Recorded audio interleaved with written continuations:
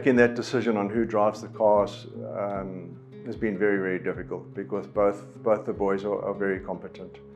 But we've had to make some tough decisions, and a decision was made at the beginning of 25 that Lance would sit out the year and Gareth would compete.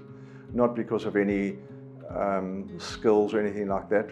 I just felt that Lance, being the older one, I wanted to take a little bit of a step back in the business.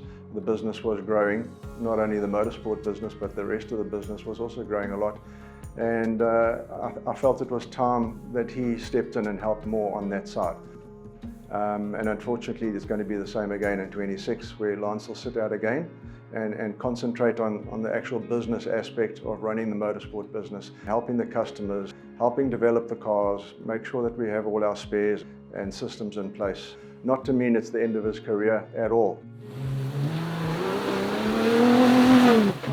So having Lance not race with me, firstly as a brother and secondly as a teammate, weighs on me quite a bit. I think it's no secret that Toyota used their numbers very well at the last event this year, and unfortunately I wasn't in that position. I didn't have it.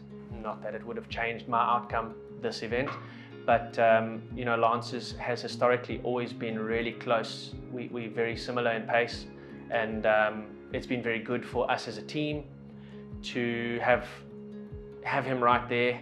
But personally, it weighs on me a lot. Lance has had a very difficult year. Racing is his passion, just as much as it's mine and Dad's.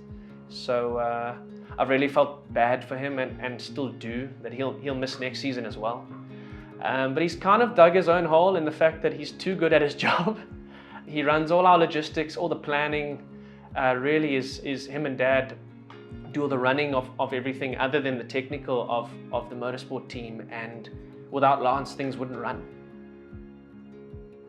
He's really good at that. We need him there, and it's unfortunate that he won't race next year. I'm really hoping that can turn around in time. Yeah, it was difficult to step back from the race team and as a driver.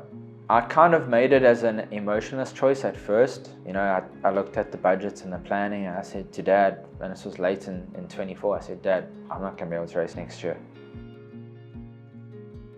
I think the tidal wave of that emotion comes through the year when you realize, you know, when the race starts and you're not on the start line and everyone's saying, oh, why aren't you racing?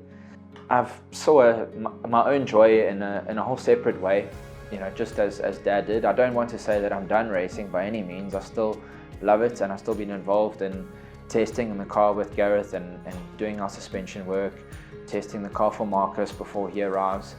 So I'm still intimately involved there.